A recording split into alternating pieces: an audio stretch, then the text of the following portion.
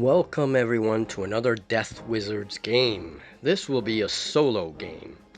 But first, if you want to help the channel, visit our Patreon or consider Scratch Builder on Wargames Vault for all the terrain you see here. Patrons also get a copy of Scratch Builder. So, Rotterghast has decided to raid a noble villa.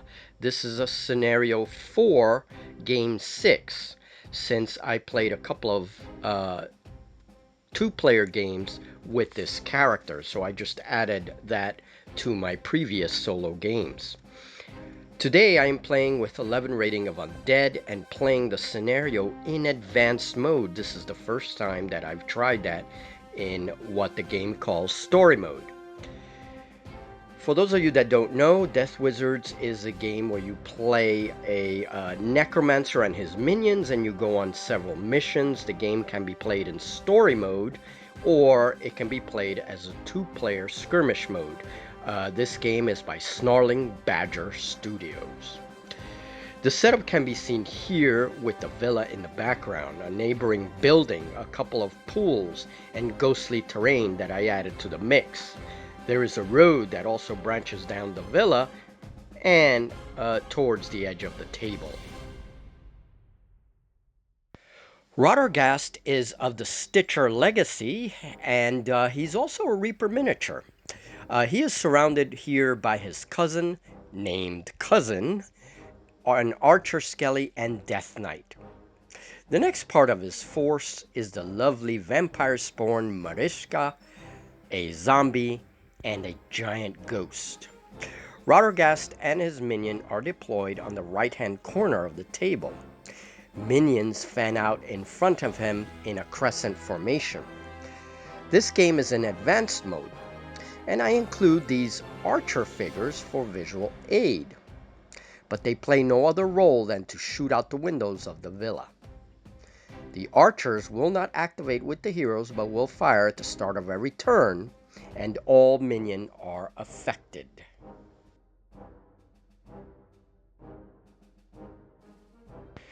Meanwhile, the heroes consist of 3 warriors.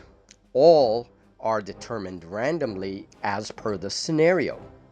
In addition, we have a female wizard, rating 3, and a halfling rogue, rating 2. This is the first time that I will use a rogue. I start the game with 18 energy, which is used for powers and is kind of the life of the necromancer. The activation order is seen here. This will change as the game continues. Rotterghast will activate 3 times each turn with 4 rating of undead. Undead can be activated in any order as long as it is 4 rating. Please note I do not show every roll or activation, but will mention it in the text or by voice. And now, turn 1. Okay, so the first thing that's going to happen is the archers are going to fire. That happens every turn, and it's a d6, 1 for every minion, and on a 5+, the archers do d3 damage. So, wow, that's pretty tough. Alright, Ghost, 5+. No, Ghost is missed. Zombie. Zombie is missed. Vampire spawn, our noble lady. She is missed. Good deal. Death Wizard, Death Knight. Missed. Cousin. Missed.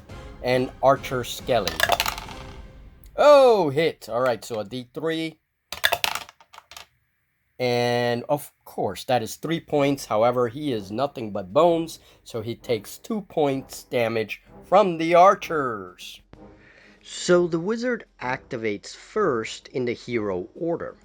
She rolls a 2 on her AI, which is fiery bolts. However, as the conditions are not met, a double move is triggered instead. She exits the villa in a rush and stays put in front of the entrance. Then a warrior rolled on his AI, and like the wizard, a double move is triggered. These moves are towards the closest enemy if possible. So Rotterghast is going to do Aura of Repair, 12-inch range, 1 undead in line of sight, restore 1d3 durability. I think I'm going to have to use this quite a bit. This is a trait and not a spell, so I'm going to use it on Archer Skelly and see if I can restore some damage. And I do. 3 points of damage restored. He's back to full. Now the Necromancer activates. Having used his aura, Rotterghast then shifts behind the ghost, which we will now name Lament. Once his move is complete, he casts no spell, and 4 rating of minions can now activate. So Lament goes first. You know, for some reason, I kept activating him alone. I could have activated a second minion because Lament is only rating 3. So I could have activated a rating 1 undead. Ah, darn. And so the ghost approaches the wizard. Lament moans and flexes the chained locks like flails. Okay, these are the positions after Rotterghast's second turn. He moves over here. Still doesn't have line of sight quite yet. He has not done any spells yet. Here's Zombie right next to him. And our Vampire Spawn moves right by the woods to try and get a good location there. And then we have Cousin with his big book on his back. So almost forgot to move Archer Skelly. That completes my 4 rating of undead. He fired on the warrior. He has range, but he rolled poorly. I guess his empty eye sockets failed him this time, and he missed. Here is Simon checking out the situation. All 3 warriors have moved, and now we're on the rogue, and then that will trigger Rotterghast's last activation. The heroes press forward, so Rotterghast activates a final time. Our Necromancer moves forward about 4 inches and takes cover by a statue. He then says the magic words and hurls a bolt towards the halfling rogue. Bolt to the face. The little rogue has a resist of 4. Oh, very nice hit and a d6 damage. 6 points of damage to the rogue. He only has 12, so he has 6 left. Death Knight moves to the front line, 5 inches. Okay, so turn 1 is over, and here are the heroes right here. Here's the position of Rotterghast's minions with Death Knight, a whole line of skellies there. Death Knight, Cousin, and Archer. And we have a Zombie.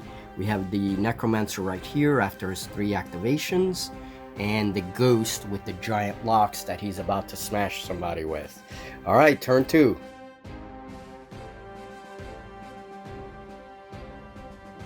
Okay, the archers have fired.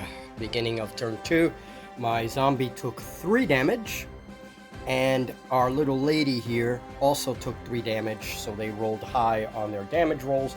No other minion was hit by archer fire. Okay, so now I have to deduct those points of damage. So it is turn 2, and the wizard decides what to do next. She rolls a 10, which also means she decides to dispel magic. Rotterghast, being in range, loses 3 energy immediately. The wizard should have walked the mist, because she started with enemies 6 inches away. This ability allows her to teleport a good distance away from those enemies. I guess she is a very brave or very foolish wizard. So now the warrior attempts to move on the closest enemy. He rolls a whirlwind strike, but the distance doesn't exactly fit. So I moved him as much as I could towards a double move, and then he stopped without striking. It is important to note he could just have done a defensive stance and increase his defense by 2. This would have been the better choice and is a default behavior. Okay, it is Rotterghast's turn, and I don't touch the energy marker because we already increased it earlier, and then it got decreased by the wizard's action. Okay, so the warrior's there, not quite yet in melee, almost though, and I think Rotterghast What is Rotterghast going to do? Let's see. Okay, so Rotterghast's energy goes down to 11, and he's going to cast Boaster Undead on the Ghost.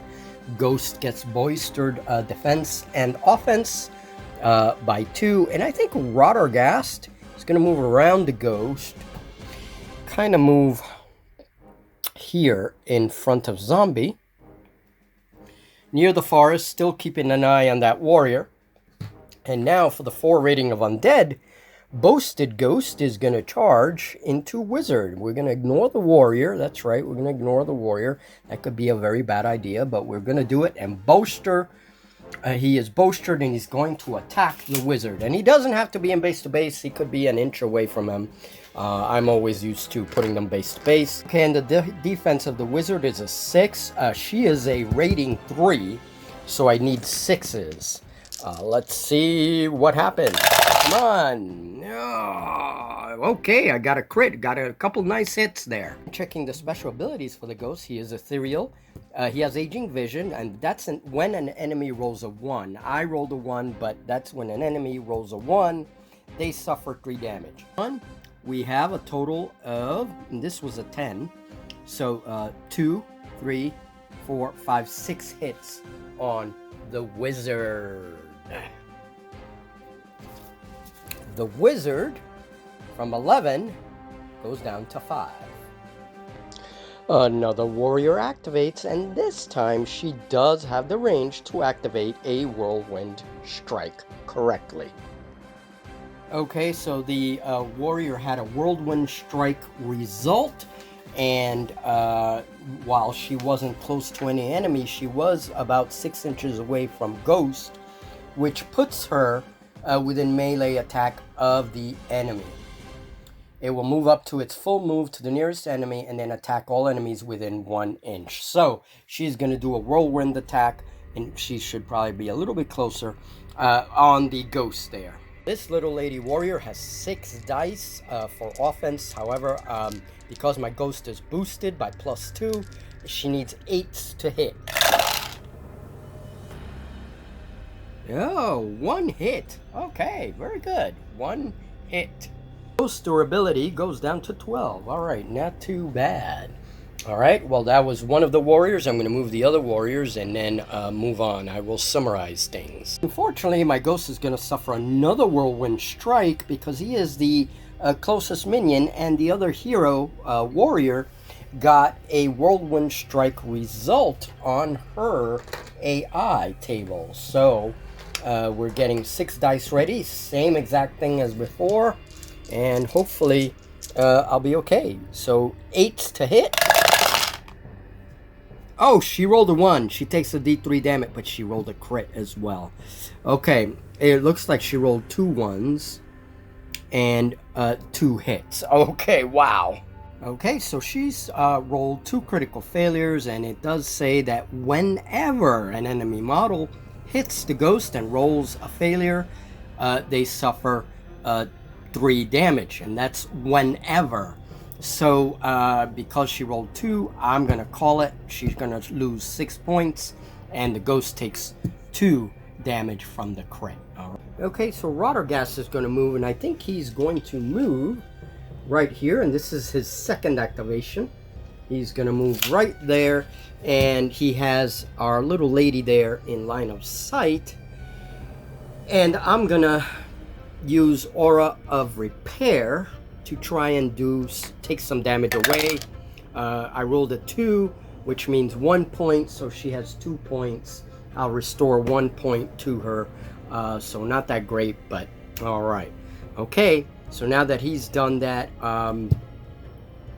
so it's whenever he activates that special ability comes into play, which is good to know, because I wasn't doing that in previous games. So we're learning, and we're sort of increasing our knowledge as we go. So he activated that ability, healed her 1 point. Now he can do something, and I think he's going to cast Boaster Undead again. And let's see. I think I'm going to give it to Archer. And he's going to get the full boost of +2 offense, +2 defense. And that's the end of my Necromancer's turn. Now Archer's going to go. I'm going to activate my 4 rating. And that's pretty much this whole line here with the zombie, except Death Knight, because he's 4 rating. He'll go last. Puts him up on the road. He's going to turn around. And using his boosted offense, he's going to fire. Oh, so many targets. He's going to fire on the little rogue. So we need 4s. Yeah, look at that. Okay, a good number of hits. So it looks like 3 hits. Now, Rogue was already wounded, so he has 3 durability left. And, yeah, very good. Okay, so now I'm going to move the rest of the undead line. Vampire Spawn charges the little gnome and points at him with a menacing finger. However, the rogue has a special ability, which is evade danger, and because she went in within an inch of him, it's whenever an enemy stops within 2 inches of the rogue. He's gonna move back 7 inches. Oh man. Our slippery little rogue moves back 7 inches. That happens the first time in a turn when an enemy goes close to him, up to 2 inches. So he slips away as she curses at him. In very classy manner, of course. Okay, and the 4 rating of undead have moved this second necromancer activation. A zombie gets really close to warrior, not close enough for a melee, however. And then we have cousin who came here to support the noble, who is in very classy terms cursing the rogue over there. And so now we go to the heroes, which it's gonna be the rogue's turn, and then my final necromantic activation. Here's an interesting one. So the rogue rolls on his AI for a 4, which is a slice. So the rogue will attack the enemy with the lowest durability within 1 inch. If there is no enemy within 1 inch, it will move its full move towards the nearest enemy and make an attack. Okay, otherwise it goes to double move. Well, he's gonna move. He has a 7-inch move, so guess what? He moves back to the vampire lady, moves back within an inch, and slices at her. I guess he got mad at all the curses that she told him. Rogue has 8 dice in attack, so they are a whopping, they are really harsh. She only has a defense of 4, so this could be it for her. All right, yeah, we have quite a few hits. Let's see. Okay, so she takes 4 damage. There's no special abilities on the ones that the rogue rolled, so that's okay. So she takes 4 damage. She is left with 2 durability. Now, if she rolls 2 crits on any attack, she can heal 1 point and then increase her offense by 1 for the rest of the game. So hopefully she'll roll 2 crits. All right, moving on. Rotterghast fires a bolt, taking him down to 8 energy. He targets the rogue a second time. Rolling power dice, he rolls a crit against a resist of 4. With 3 successes, I roll a bonus d6 damage and get a total of 6. This is enough to smash the little rogue. The energy literally slams the halfling to the ground, eliminating him. Rotterghast then happily absorbs his energy. And now Death Knight moves. He is my last undead to move to end turn 2, and he comes up behind the warrior and strikes. All right, let's see, because they have special ability. Warrior has a defense of 5, making it 7s to hit, and Death Knight has 9 dice. 7s to hit. Don't roll 1s. Don't roll 1s. He rolled out 2 1s. So Death Knight is going to take 2 damage. That's because of riposte. So 2 damage for Death Knight, and the rest, there's no crits. And what we needed, 7s. So it looks like 1, 2 hits. Okay, that ends turn 2, and things are heating up. The warrior now turns around to face Death Knight, and warrior took 2 points of damage. Death Knight took 2 points of damage. And we're still doing good with Death Knight having 17 durability. All right, and so these are the positions of the figures. There's a lot of combats going on, and we are also at 8 energy. That's going to increase by 3 in turn 3. Okay, so moving on to turn 3 now as the battle rages on.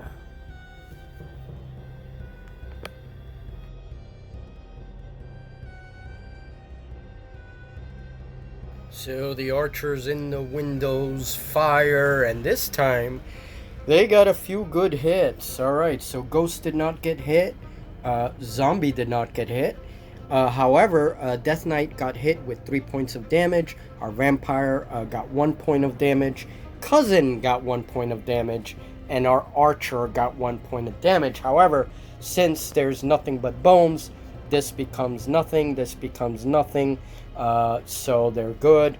But Vampire and Death Knight have their points. So now I have to subtract those. You damn archers.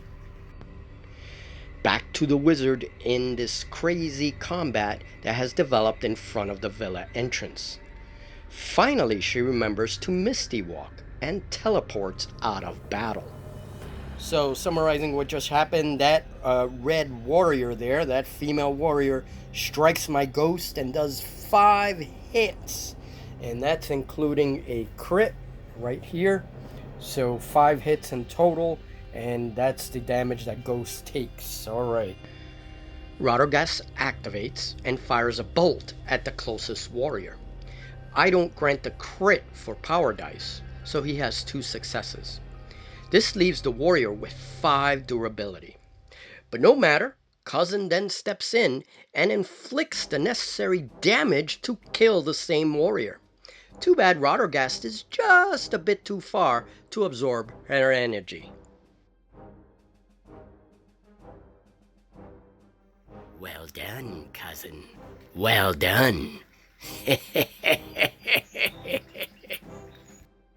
And Simon says hi, but he's not impressed by what's going on the table.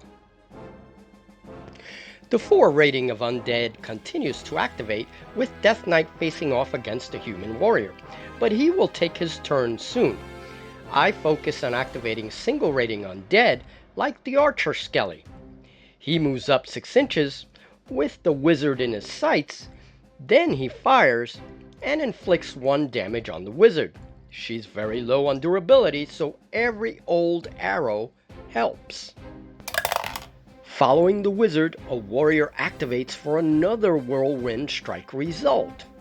Lament the Ghost is defense 6, and I rolled 7 dice by accident for the warrior. He is also offense 6.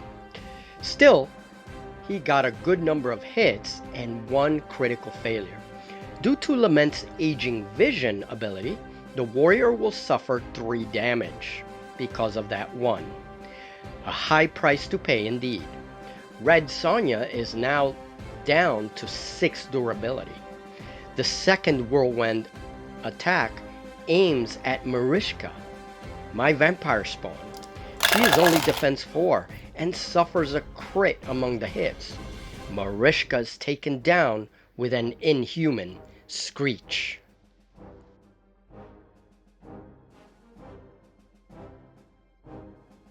Oh, you will pay for that one. Oh, Rotterghast is angry. He steps forward, activating his undead repair aura. Anyone undead within 12 inches and line of sight of Rotterghast can repair D3 durability. Rotterghast spots Death Knight and seizes damage. He mutters the words, rolling 1 point of repair for Death Knight. With his final action, Rotterghast then hurls a bolt on Red Sonja the warrior. Another bolt to the face. With over 3 successes, he adds a d6 bonus, rolling 12 damage and killing the warrior. Revenge is sweet.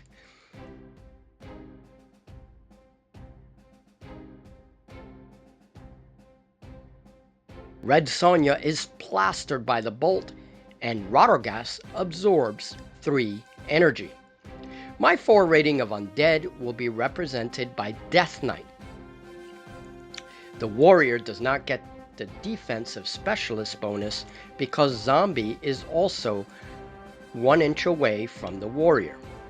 Death Knight rolls a whopping 9 offense and scores a crit among other hits. Yes! Okay, so crits count as 3 for Death Knight. I can't forget that. That's very important. That's because of Cruel Blades. Also, whenever a target is damaged by Death Knight, they gain the weakened condition. So that's very important to remember, and I don't always remember. So 3, 4, 5, 6, 7, 8 damage to the male knight. He had 11, so he has 3 durability left, and he's on his way out. I'm almost controlling the field, and now the activation orders are going to change a bit because there are hardly any heroes left. They've been changing throughout turn 3. So now it's that hero's turn because the other warriors are dead, and so is the rogue. So basically it's that warrior's turn, and he's going to attack Death Knight. The warrior is weakened. He normally gets 6 offense, but we remove 2 for a total of 4. His defense is also down by 2. And let's see, now Death Knight is a defense of 9, so he needs 9. And not 1, and he rolls a 1. No, that's it. Okay, so there's no special ability triggered by that, and there is no hits on Death Knight. He rolled too low, so too bad for the warrior. Alright, now that ends turn 3. And that was a crazy, crazy turn. So Rotterghast is in good shape. Turn 3 is a pivotal turn, and a lot happened this turn. Rotterghast's minions were able to come in, use their special abilities, their traits, and really hammer the heroes. So he has 8 energy going into turn 4, which is great. And he's going to gain 3 more in the beginning of the turn. And not only that, but the wizard is only down to 4 durability, and the warrior is also wounded. So this could be the last turn, turn 4, or we may need turn 5 to go after that wizard and destroy her. And the archers in the building fire, and this is what happened. We have Ghost was missed. We have Zombie takes a point of damage. Death Knight takes 2 points of damage, and he is now down to 12 durability from 19 because he kept getting hit. And then we have Archer takes 2 points of damage, which becomes 1 because he's nothing but bones. And Cousin gets hit for 1 point of damage, but that doesn't affect him because he has nothing but bones. Okay, so this is the positioning. He no longer has the weakened condition, the warrior. And now we can move on to turn 4. Now the first one that's going to activate is the wizard, and then the warrior, and then the rest of the turn it's me. So I'll summarize as I can. And the wizard's AI is a 1. Force globe. The wizard moves directly away from enemies if there is an enemy within 1 inch. No. Ending that movement outside of 1 inch of all enemies. The wizard then increases the defense by 1 until the end of turn. Okay, I am going to increase her defense by 1 until the end of the turn, but she really won't move because there's no enemies near her.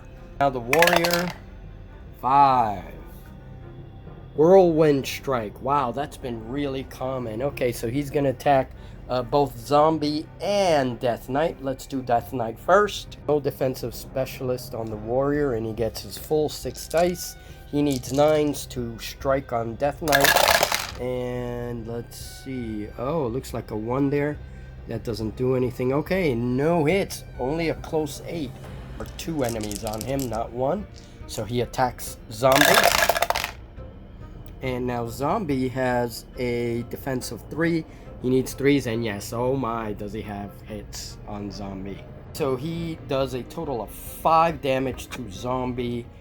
Zombie only has 6, down from 10. Well, he's been taking a lot of hits, so now that means he has 1 left. Now when he gets, if that 1 is destroyed, and it did not include a crit, then the model is raised to 1 durability, ignoring the rest of the damage. That is called Rotting End. That does not kick in yet, but it's almost there. Zombie has 1 life left. Okay. All right.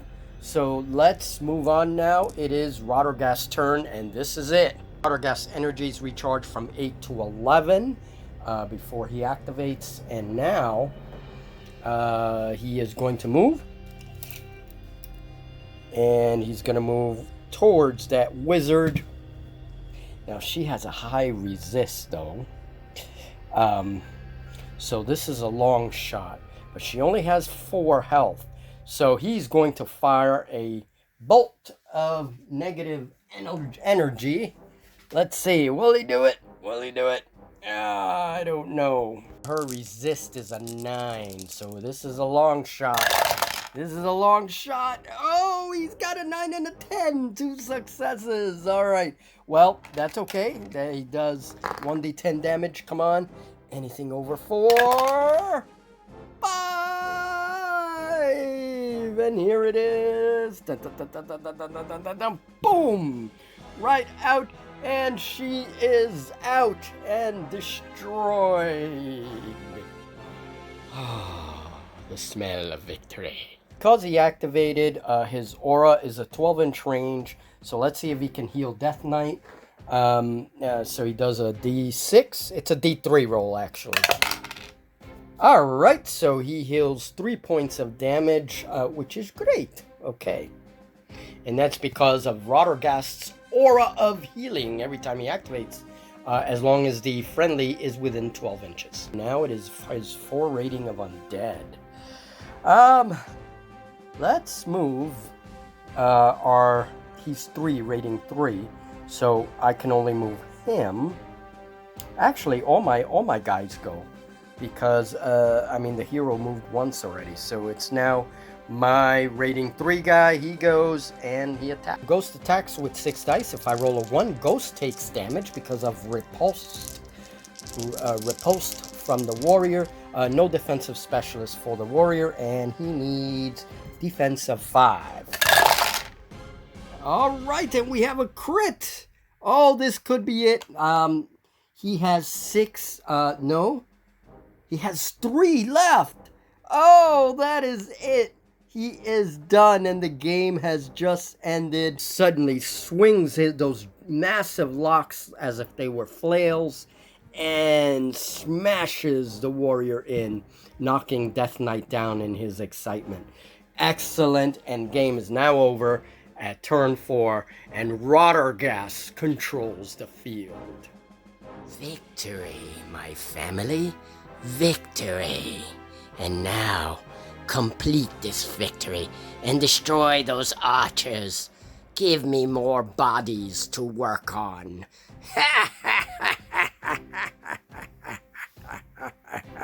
Okay, the difficulty of the story mission is 8. I brought in 11 undead, which I'm glad I did. You can bring up to 15. However, I do not get the experience points because the difficulty of the mission has to be equal to or over than the rating of undead that I brought into the mission. I brought in 11. I brought in quite a few, so I do not get the +1, even though I won the scenario. Necromancer has at least 4 rating worth of undead remaining at the end of the scenario. Yes, I have most of my undead remaining, so I do get a +1 for that, and that's it.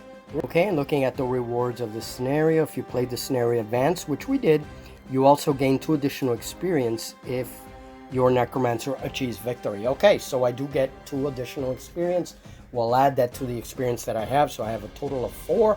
So I can do some spending on maybe another power. Now, to restore Mariska, let's see what happens. And a 10, and she is more than okay.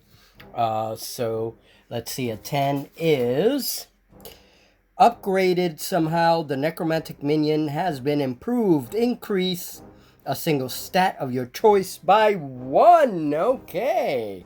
All right, so Mariska is improved. And let's see. She has offense 5. She has resist 3. Why don't we get her defense up so she could be a little bit better in melee, and we'll do defense of 5. All right, Mariska. Well, our noble lady has increased in power. I have a choice of raising one of the heroes that I killed. That's a really high roll, though. It's pretty complicated. Or raise a new undead. And you know what? I'm going to try to raise a new undead. Let's see. So we roll a d6, compare it to the rating of the undead that we want. The bones of a giantkin. And so I'm going to try to get a giant skeleton. He is rating 3. I need to roll over the rating, so that is a 4. No! And with the building of a library, Cousin can now read his massive tomes without a problem. And Rotterghast's spells now cost 1 less XP. Good job in building the library. Okay, and the last step is a layer assault. So we got to determine if the layer is assaulted. Now I am adding the 2-player games that we played. That is part of Rotterghast's adventure. And so that means that I add +6 to the roll. If I get an 11 or over, then the heroes, a band of heroes assault our layer. A 6 and a 6 is a 12. There is a layer assault. Oh no. Master, the layer is being attacked. They have found their way here. Easy, my dear. They're just rubbish. Rubbish is what they are. I will not even give them the gift of immortality. How dare they assault my home? We will discard them like rubbish. So, to be continued. I'm not going to do the other roll. We're going to have another little short portion of next video to determine what happened to the layer. Okay, so we're going to play that out like an RPG. All right, folks, thank you very much. Those are all the steps now. It's time for me to go. I'm very tired. And it's time to get things finished up so I can go relax. But this was a great game, and I'll see you in the next one as Rotterghast continues his adventures.